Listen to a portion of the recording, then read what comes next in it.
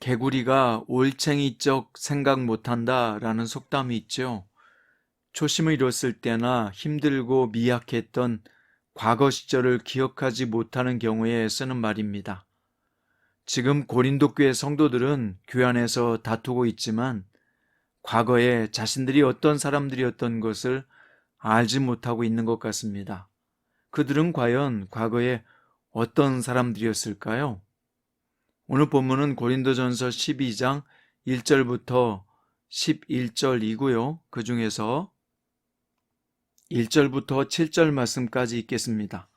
형제들아, 신령한 것에 대하여 나는 너희가 알지 못하기를 원하지 아니하노니 너희도 알거니와 너희가 이방인으로 있을 때 말 못하는 우상에게로 끄는 그대로 끌려갔느니라. 그러므로 내가 너희에게 알리노니 하나님의 영으로 말하는 자는 누구든지 예수를 저주할 자라 하지 아니하고 또 성령으로 아니하고는 누구든지 예수를 주시라 할 수 없느니라.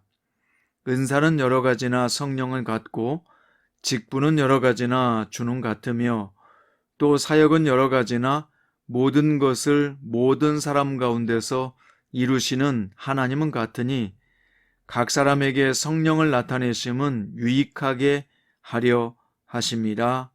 아멘.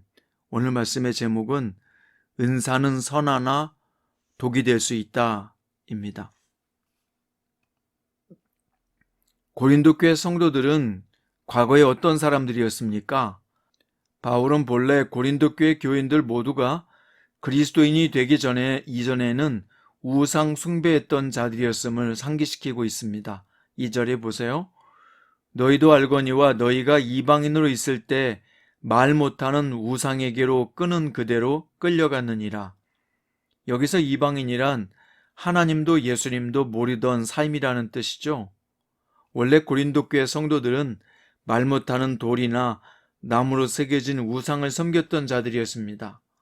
그들은 우상이 끄는 그대로 끌려갔던 사람들이었다는 겁니다. 물론 고린도 교회에도 유대인들이 있었지만 대다수가 이방인이었기 때문에 바울이 이렇게 말한 것입니다. 그러던 사람들이 어느 날 복음을 듣게 되었고 들을 때 성령께서 감동을 주셨고 예수 그리스도를 구주로 영접하게 되었습니다. 3절에 보세요. 아주 중요한 말씀이 나옵니다. 그러므로 내가 너희에게 알리노니 하나님의 영으로 말하는 자는 누구든지 예수를 저주할 자라 하지 아니하고 또 성령으로 아니하고는 누구든지 예수를 주시라 할 수 없느니라. 바울은 고린도 교회 성도들이 출신은 다양하지만 한 성령으로 말미암아 예수님을 구원자요 주님으로 고백하는 하나된 공동체됨을 깨달으라고 이야기한 것입니다. 하나님의 성령의 역사가 아니라면 누구도 예수님을 주님이라고 고백할 수 없다. 그러니까 바울은 다 같이 한 성령으로 예수 안에 가족이 된 사람들이 너희다. 이것을 가리키고 있는 것입니다. 자, 그러면서 4절에서 6절에 보면 은사는 여러 가지나 성령은 같고 직분은 여러 가지나 주는 같으며 또 사역은 여러 가지나 모든 것을 모든 사람 가운데서 이루시는 하나님은 같으니 라고 이야기합니다. 여기서 보세요. 여러 가지나 같고 여러 가지나 같으며 여러 가지나 같으니 라고 3번 다르지만 같다 이것을 강조하고 있습니다. 그럼 뭐가 여러 가지입니까? 은사가 여러 가지고 직분이 여러 가지고 사역이 여러 가지라는 겁니다. 그런데 성령은 같고 주님은 같고 하나님은 같으신 분이다 라고 하는 것을 반복 강조한 것입니다. 자, 여기 나온 은사는 헬라어로 카리스마인데 은혜, 선물이라는 뜻입니다.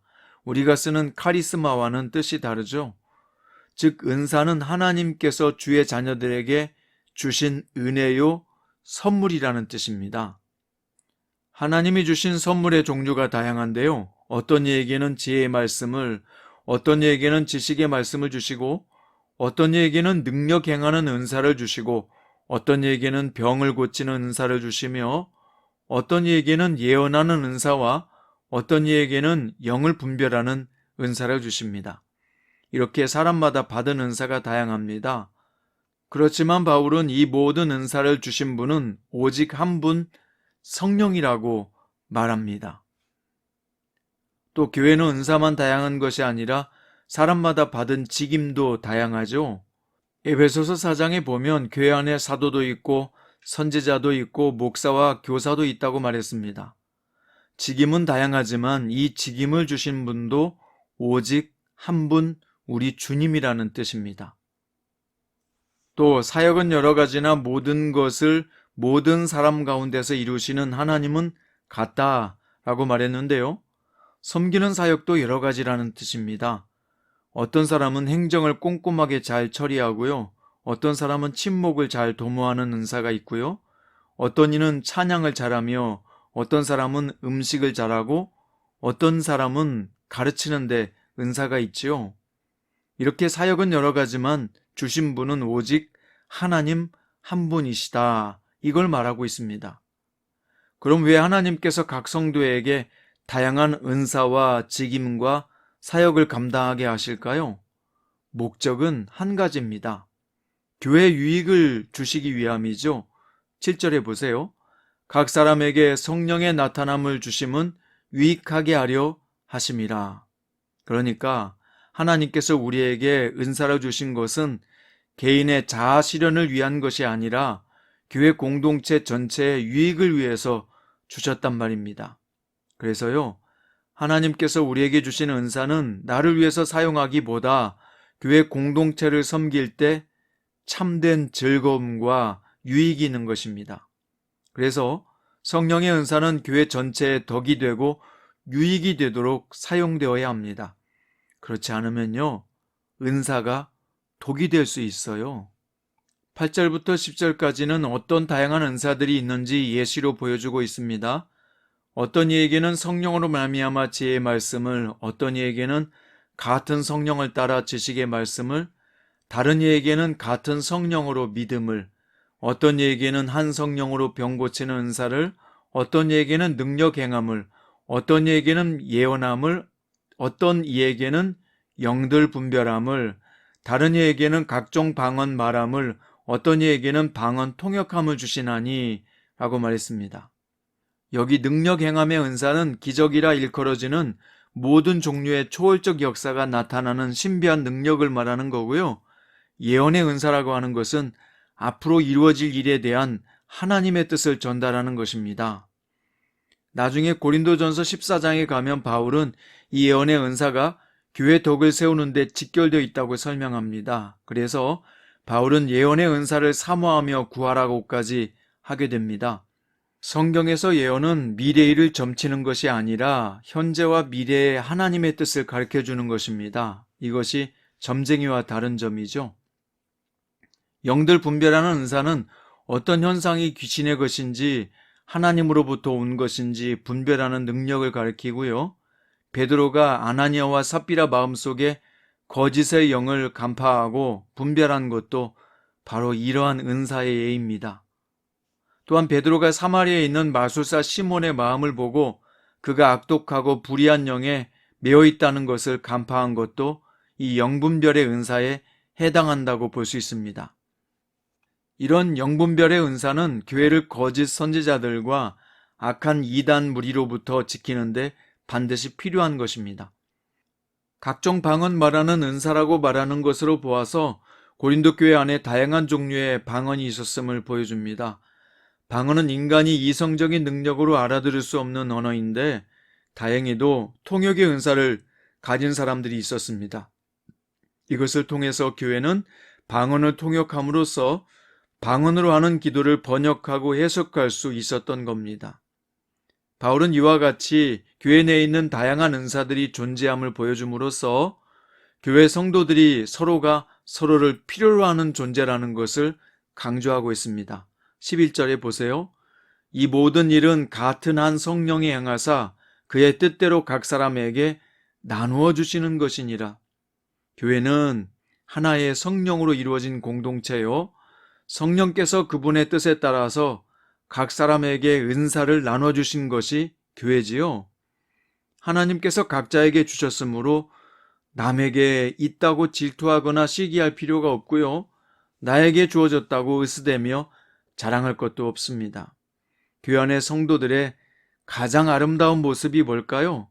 우리가 서로 얼마나 귀중한 동역자들인가를 깨닫고 서로 아끼며 돌봐주고 사랑하는 것이 가장 아름다운 교회의 모습입니다. 사랑하는 성도 여러분, 여러분은 어떤 은사를 받았다고 생각합니까? 없다고 생각하는 사람도 성경을 천천히 읽어보시며 적용해 보세요. 분명 자신에게 주신 은사가 있다는 것을 알게 될 것입니다. 또 별로 없다고 느껴지더라도 실망하지 마세요. 은사는 사모하는 자에게 주시는 것입니다. 그러니 내가 사모하지 않았나 보다 생각하고 이제부터 사모하며 기도해 보십시오. 성령님은 당신에게 가장 적절한 은사를 주실 것입니다. 그런데 은사를 받는 게 중요한 것이 아니라 사용하는 것이 훨씬 더 중요합니다. 그것보다 더 중요한 것이 있어요. 뭐냐? 그 은사를 교회 유익을 위해서, 공동체 지체들의 유익을 위해서 활용하느냐의 문제가 있습니다. 덕과 유익이 없다면 은사는 오히려 마귀의 도구로 쓰임받고 성도를 분열시키고 나누게 하는 치명적 독이 될 수 있음을 우리는 알아야 합니다. 이것은 마치 너무나 영양가가 많은 우유나 치즈는 몸에 아주 좋은 것이지만 부패하면 독이 되는 것과 마찬가지죠.